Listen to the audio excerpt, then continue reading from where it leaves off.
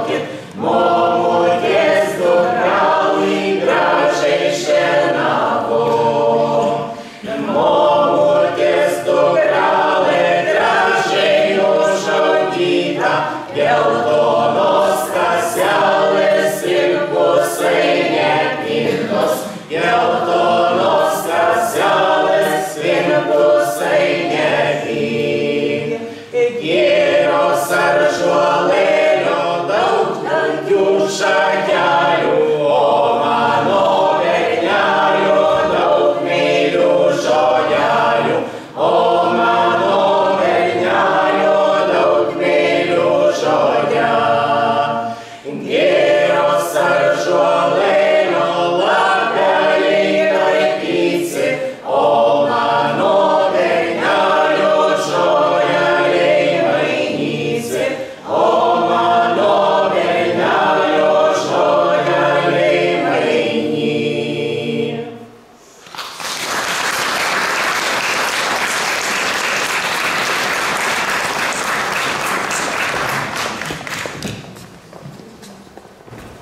1989 metais Punsko Seinų krašte surengtoje kompleksinėje tautosakos ekspedicijoje Jonas Jakubauskas iš savo neišsemiamos skrynelės ištraukė daugybę dainų.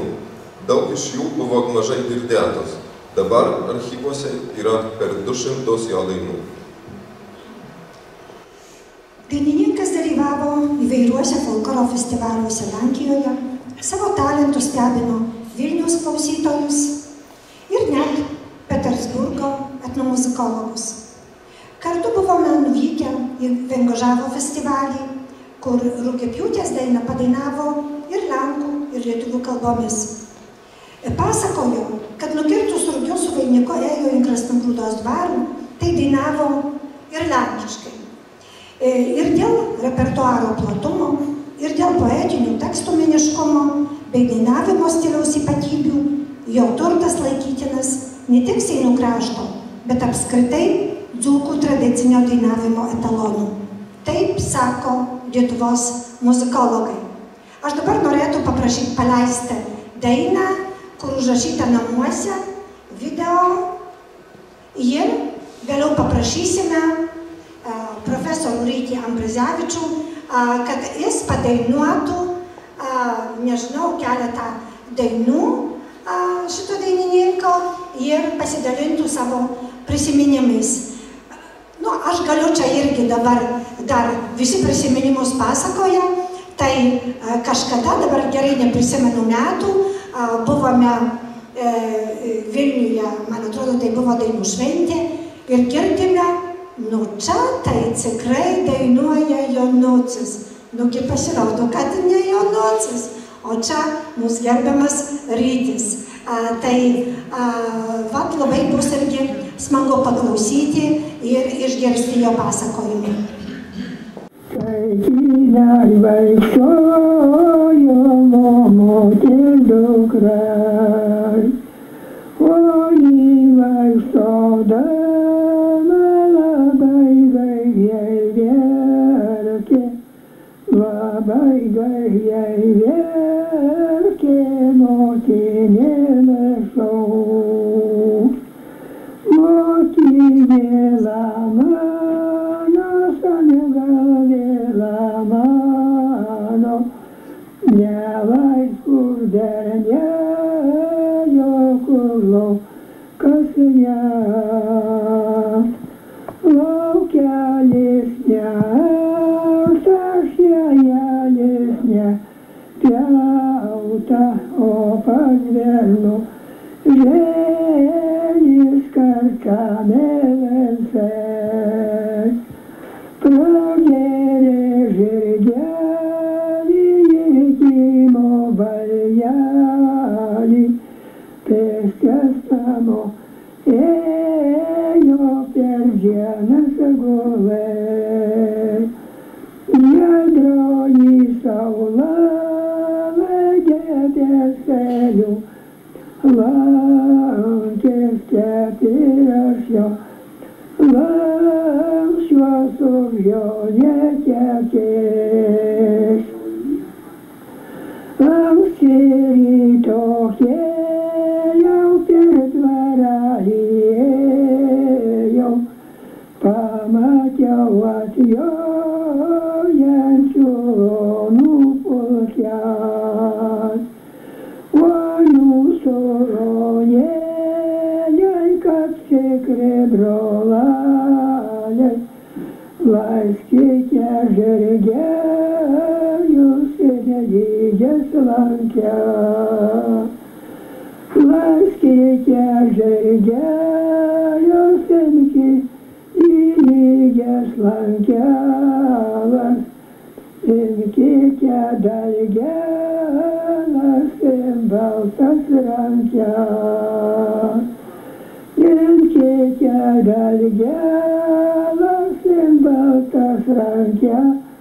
Lasaikite lankelį žalio šieno pjaus. Aikite lankelį žalio šieno pjaus. Laidoso saulale vakarėliuose atsigirėjo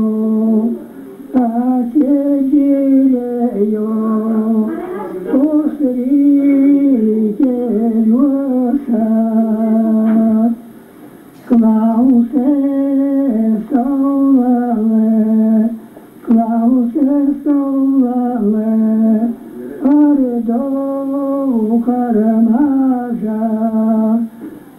daug ar maža, šios dienos darbų, nei daug, nei maža. Ir aš labai noriu padėkoti, kad po daugelio metų pavyko ir mums gauti įrašus, kurie buvo Ryčio užrašyti, ir tikrai Jakubausko dainų galėsime paklausyti, nes tų įrašų yra visai nemažai. O dabar labai prašytau gerbiamą Rytį. Vadylai tėvelio už vadį.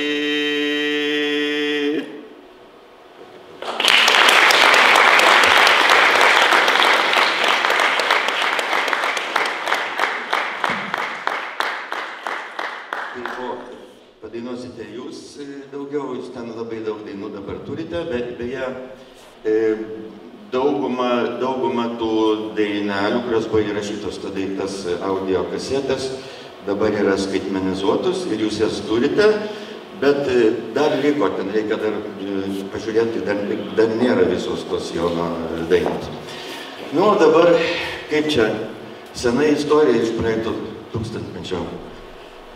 Truputėlį bandysiu trumpai papasakoti. Buvo Vilniaus universitete toks Vilniaus universiteto istorijos fakulteto folkloro ansamblis, kurį sudarė daugiausiai istorikai, studentai, čia buvo 83, 4, 7 metai.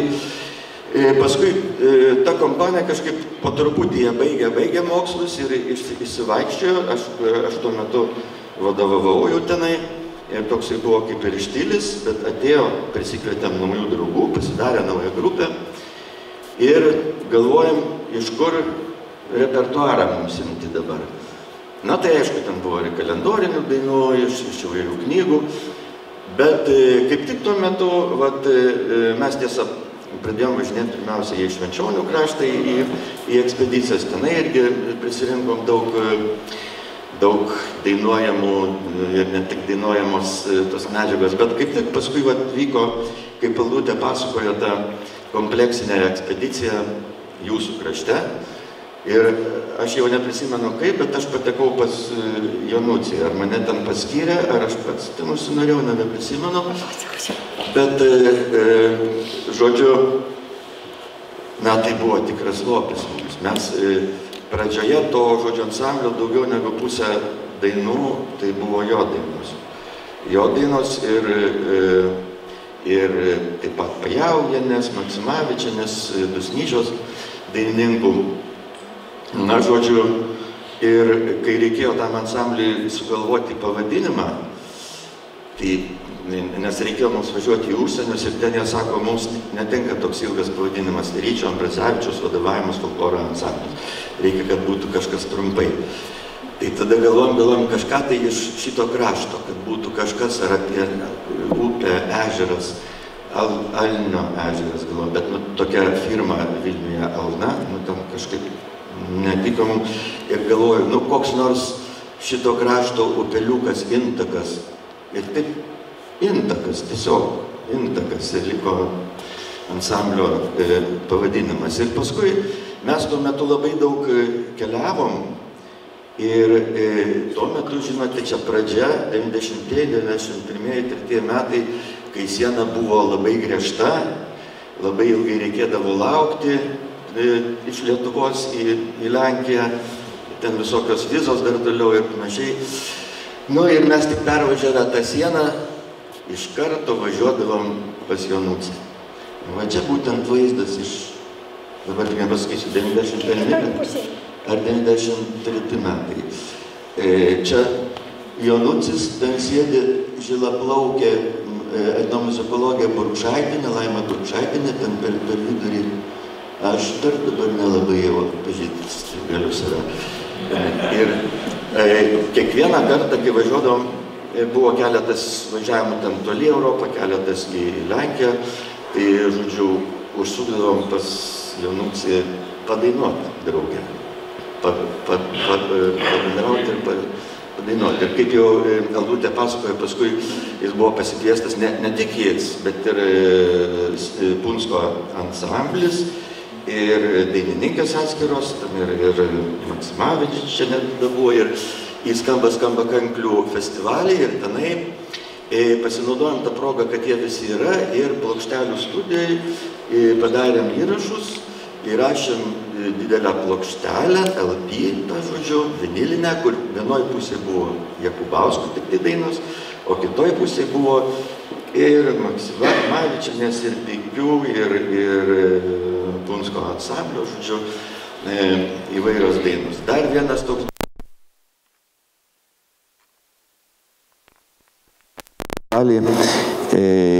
tame mieste Kazimierz nad Wisłą ir ten pasirodo Lenkų radijas darė įrašus.